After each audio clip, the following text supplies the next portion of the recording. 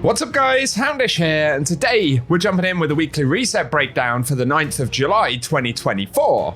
And while of course the past few weeks have been fairly busy, this week will be busy in a sort of different way, as we'll be getting more reveals from Bungie, so we'll talk about that. It does relate to the upcoming episode content in the next few weeks. On top of that though, Iron Banner continues, otherwise we get new weekly challenges, a reset on all of the Final Shape and Pale Heart content, as well as the episode stuff, so we'll talk about what's worth knowing there, and additionally, all of the featured activities and rewards for the week. So, as always guys, I hope you find the video today useful, and if you do, a rating below very much helps us out on the channel. But without further delay, let's get into it. And initially, of course, we are approaching Act 2 of the first episode for Destiny 2 Echoes. That'll be dropping on July 16th, but Bungie have said that they'll be having a developer live stream on July 9th at 10 AM Pacific time, so of course that's at the weekly reset, and Bungie plan to preview the new content coming with Echoes Act 2, with 3 members of the dev team ready to talk about how the story will unfold and what new activities and rewards are coming. So I guess to an extent, Bungie want to sort of talk about some of the concerns around episode content, or at least alleviate some of them. I do find it interesting that they're doing this, but I'm definitely curious to see what they reveal. But they've also said they will have Twitch drops enabled for the live stream, so anyone who watches 15 minutes will unlock the emblem that we can see on screen. So that's a pretty cool one. I'm looking forward to seeing what we get, and as always, I'll keep you posted with that at the reset on Tuesday. Otherwise though, in-game, once again, we'll get a refresh on some of the Pale Heart content like the challenges, as well as the rewards for things like the co-op missions, Excision, and the raid, so all of that will reset, but in terms of whether anything else new has yet to drop, we'll simply have to wait and see.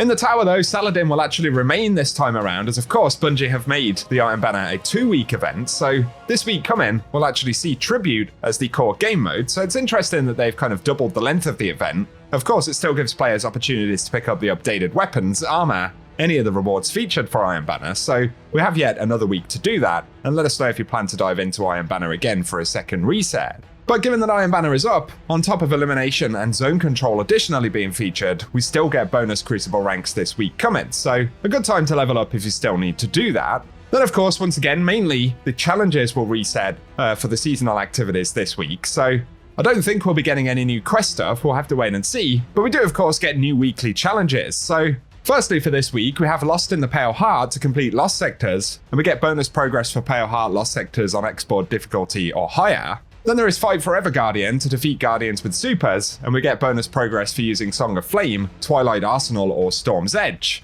But there's also Cooperative Company to complete a cooperative focused mission, as well as Absolutely Stunning to stun champions, and then we have Eyeing Iron, once again, to complete Crucible matches, and we get bonus progress in Iron Banner and for victories. But there's also Grey Clouds to defeat targets with Arc, Solar, Stasis, or Void subclasses equipped in Gambit. And again, there's bonus progress granted for ability Final Blows and Final Blows against Guardians. But finally, we additionally have Precision Calibration to calibrate marksman weapons like Scouts, Snipers, and Linear Fusion Rifles by landing Precision Final Blows, and again there is bonus progress against Guardians. Next up though, for the weekly Nightfall, this week we'll get the Disgraced featured, so of course that will also be available as your Grandmaster. In terms of the featured weapon though, we are just not certain what it's going to be, as the rotation did sort of reset when Grandmasters launched, so we'll have to wait and see to know for sure what weapon we'll see this week. But for the featured raid and dungeon content, initially, we will see Kingsfall featured this week, where we can pick up the Touch of Malice, and that will be a farmable exotic from that raid, so that might be a useful one.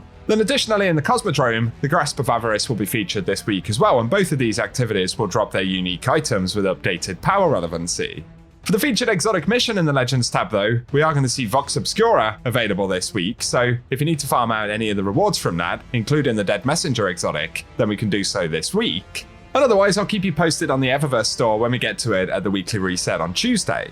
For our final few bits here though, in the Dares of Eternity, the additional drops this week will include the Scatterhorn and Wild Hunt armor sets, as well as a bunch of weapons from Season of the Hunt, Worthy, and a couple of world drops from back in Forsaken as additional drops. And then we get onto the featured Lost Sectors this week, and starting out on Tuesday, we will see Concealed Void on Europa, and that will be dropping Crux Termination, Nox Perennial, PSI Hematic, and the Rossarago as additional legendary drops. July 10th will be the Conflux on Nessus, which will be additionally dropping Combined Action, Last Foray, Parabellum, and the Old Sterling, Then it'll move over to Thrilladrome on Neomuna for July 11th, dropping the Geodetic HSM, Glissando 47, Heliocentric, and the Mikado 45. From there, the weapon pool will reset, but July 12th will be Hydroponics Delta on Neomuna, July 13th will be Vel's Labyrinth on the Cosmodrome, that's followed by Exodus Garden 2A on the Cosmodrome for July 14th, and finally, for the 15th, it'll be the Broken Deep on the Pale Heart.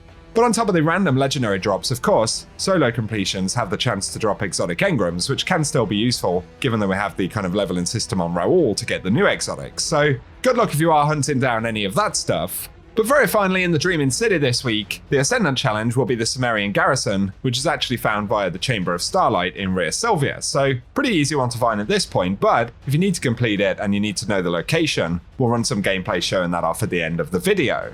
And for today, guys, that is what we have to speak about. So, as always, I hope the video has been useful. I will be keeping you posted at Weekly Reset, both with the updates from Bungie regarding the upcoming episode content, and of course the reset itself, so keep it locked and loaded right here on the channel. But if you've enjoyed the video today, a rating below very much helps us out. Also, be sure to get subscribed and I can keep you posted with more Destiny content. But otherwise, cheers for watching, and I hope you guys have an awesome day.